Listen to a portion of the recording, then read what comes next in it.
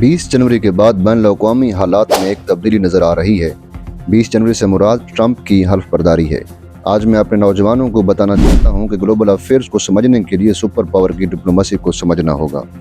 तारीख के अंदर जिस मुल्क ने भी अपनी आज़ाद खर्जा पॉलिसी को सबोताज किया, उसका खमियाजा नुकसान की सूरत में भुगतना पड़ा है। यूक्रेन ने सबसे बड़ी गलती यही की है कि आज़ाद खर्जा पॉलिसी के असूलों को अपनाने की बजाय खुद को नेटो का कठपुतली साबित करने की कोशिश की। रूस का हमसाया मुल्क होने के नाते नेटो को अपने मुल्क के अंदर इजाज़त देना और रूस के खिलाफ प्रोपेगेंडा लॉन्च करना उसकी सबसे बड़ी गलती साबित हुई। 8 तिहाइयों से यूरोप अपनी सिक्योरिटी का इन्हिसार अमेरिका पे करता आया है। फरवरी 2022 के अंदर रूस का यूक्रेन पे हमला यूरोप को ये बावर कराने की कोशिश थी कि नेटो पे इन्हिसार करने की बजाय अपने रास्ते खुद तलाश करें।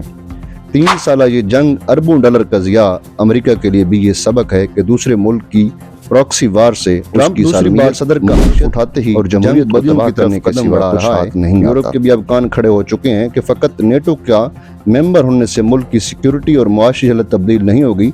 यूरोप तो ये तस्वर कर रहा था कि रूस यूक्रेन जंग के अंदर रूस को वाज़ेह शिकस्त होगी और यूं यूरोपीय यूनियन एक नए सिरे से इत्तेहादी कुव्वत बनकर उभरेगी।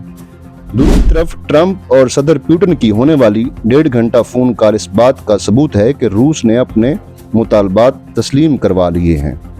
रूस के मुतालबात दर्ज झैल थे। नेटो के अंदर यूक्रेन को सीट नहीं दी जाएगी।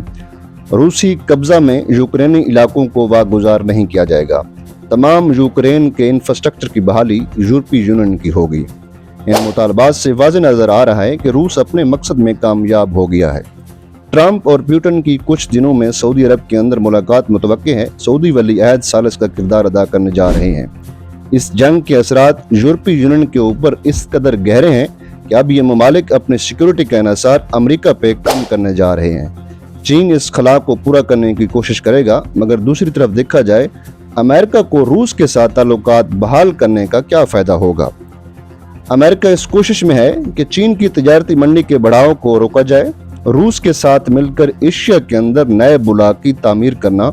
एशिया के अंदर अमेरिका आने वाले दिनों में एक नई डिप्लोमेसी का आगाज करने जा रहा है।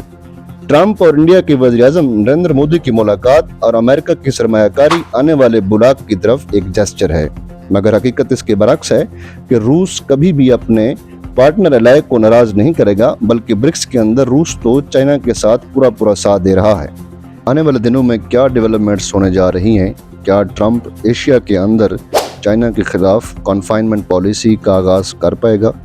अब ये देखने के लिए नेक्स्ट वीडियो का इंतज़ार कीजिए।